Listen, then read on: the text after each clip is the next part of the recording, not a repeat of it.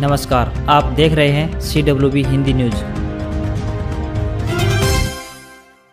बिजली मंत्री रणजीत सिंह बोले 30 दिनों के अंदर मिलेंगे बिजली के घरेलू कनेक्शन। हरियाणा के बिजली मंत्री रणजीत सिंह ने कहा कि राज्य में घरेलू बिजली के कनेक्शन 30 दिनों के अंदर दिए जाएंगे। इसके अलावा बिजली विभाग द्वारा 7,500 ट्यूबवेल कनेक्शन दिए जा चुके हैं और 3,500 ट्यूबवेल कनेक्शन आगामी फरवरी 2021 तक जारी कर दिए जाएंगे। बिजली मंत्री ने बताया कि आगामी 31 मार्च 2021 तक प्रदेश भर के सभी खराब खंभों को भी ठीक किया जाएगा या फिर बदल दिया जाएगा।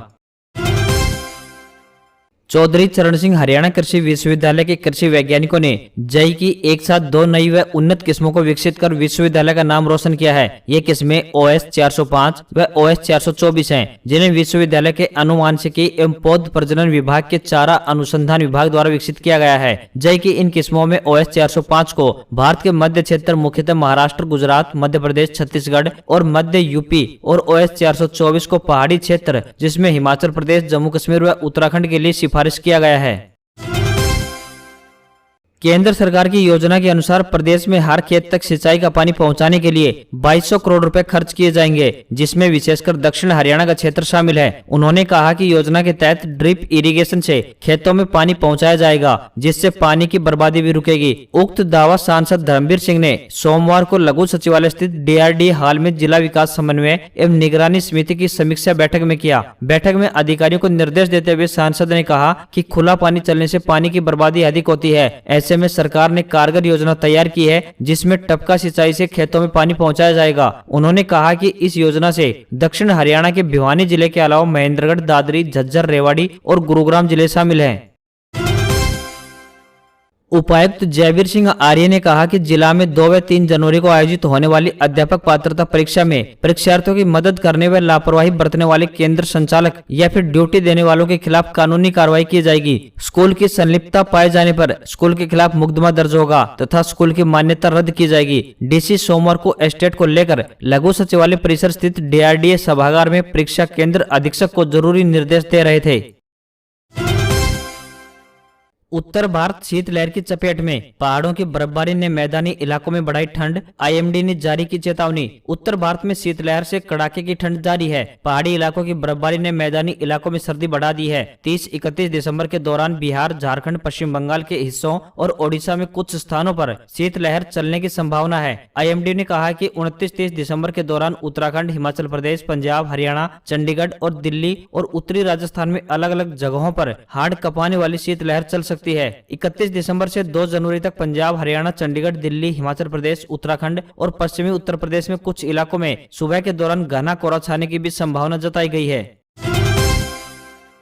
कृषि कानूनों पर सरकार और किसानों के बीच बना गतिरोध समाप्त होने का नाम नहीं ले रहा। आंदोलन को खत्म करने को लेकर कई बार वार्ता हो चुकी है, लेकिन कोई हल नहीं निकला। किसान इन कानूनों को वापस लेने की अपनी मांग पर अड़े हुए हैं। ये मांग पूरी न होने पर किसान अब प्रधानमंत्री नरेंद्र मोदी को चिट्ठी लिख रहे हैं। इसी कड़ी में मंगलवार को हरियाणा की जींद के बांगर एरिया की 14 खापों ने किसानों के साथ मिलकर PM मोदी को चिट्ठी लिखी, जिसमें उन्होंने कानूनों को वापस लेने की मांग उठाई।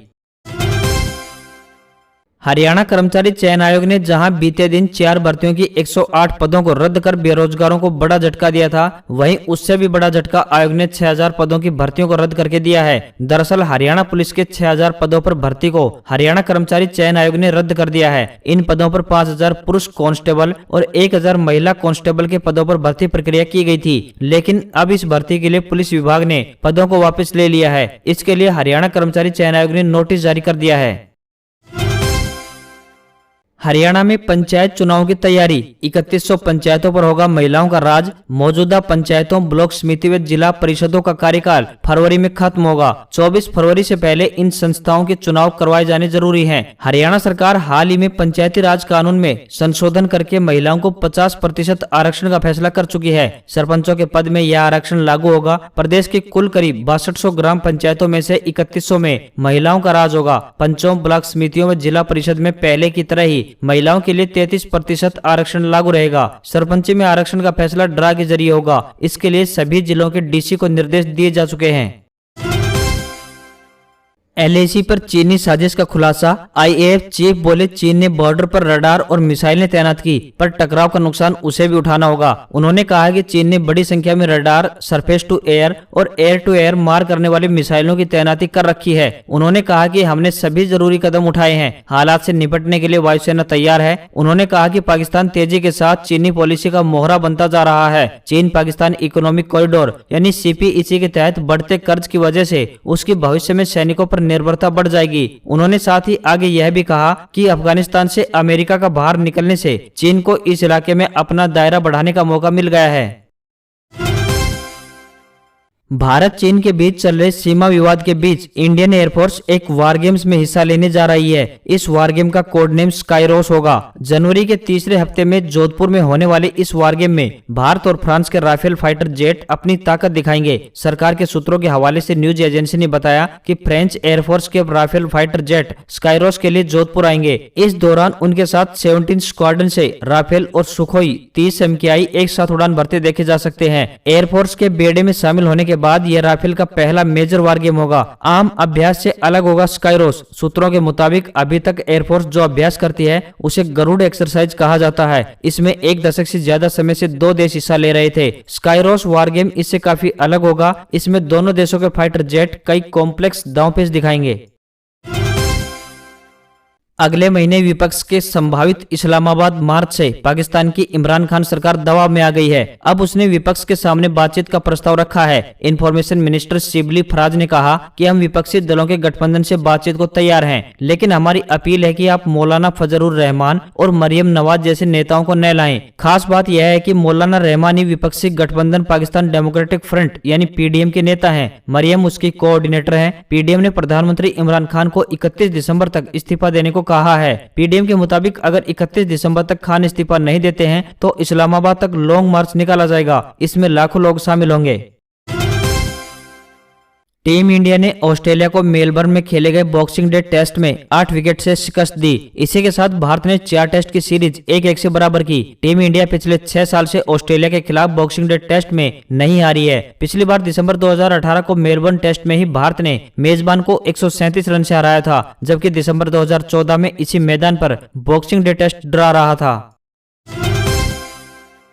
बाजार में रिकॉर्ड तेजी जारी। भारी विदेशी निवेश के चलते लगातार 5वें दिन बाजार बढ़त के साथ बंद। सेंसेक्स 259.33 अंकों की बढ़त के साथ 47,613.08 पर बंद हुआ। क्लोजिंग के लिहाज से इंडेक्स का यह हाईएस्ट लेवल है। दूसरी ओर निफ्टी इंडेक्स भी 59.40 अंक ऊपर यानी 13,932.60 पर बंद हुआ। क्लोजिंग के लिहाज से इंडेक्स का यह भी सर्वोच्च स्तर है। सोने की कीमतें 3 रुपए गिरकर 50,010 रुपए प्रति 10 ग्राम तक पहुंची तो चांदी 499 रुपए गिरकर 68,318 रुपए प्रति किलोग्राम हुई। अगर आप एसबीआई के ग्राहक हैं और अभी तक आपने आईटीआर फाइल नहीं किया है तो आपके लिए जरूरी खबर है। आप एसबीआई के योनो ऐप पर फ्री में इनकम टैक्स रिटर्न फाइल कर सकते हैं। दरअसल स्टेट बैंक ऑफ इंडिया यानी एसबीआई ने अपने ग्राहकों के लिए योनो ऐप पर फ्री में इनकम टैक्स रिटर्न फाइल करने की सुविधा दी है। इसकी जानकारी एसबीआई ने ट्वीट कर दी है। बता दें कि वित्त वर्ष 2019-20 असेसमेंट ईयर 2020-21 के लिए इनकम टैक्स रिटर्न जमा कराने की अंतिम तारीख 31 दिसंबर 2020 है। जेईएन भर्ती परीक्षा रद्द। पेपर आउट होने के बाद कर्मचारी चयन बोर्ड ने परीक्षा निरस्त की। 31,000 परीक्षार्थी हुए थे शामिल। प्रदेश के विभिन्न शहरों में 6 दिसंबर को हुई थी जेईएन भर्ती परीक्षा को राजस्थान कर्मचारी चयन बोर्ड ने निरस्त कर दिया। बोर्ड अब इस परीक्षा को नए सिरे से करवाएगा। बोर्ड ने पेपर लीक होने के कारण इस परीक्षा को रद्द किया है। अब आगे परीक्षा कब होगी इसके लिए बोर्ड अलग से डेट और शेड्यूल जारी करेगा। बोर्ड अध्यक्ष डॉक्टर BL जाटावत ने मंगलवार को इस संबंध में आदेश जारी किए हैं। बोर्ड की ओर से 533 जेईएन पदों पर भर्ती के लिए जयपुर, जोधपुर, अजमेर, कोटा, भरतपुर, बीकानेर और उदयपुर में 6 दिसंबर को परीक्षा आयोजित करवाई गई थी।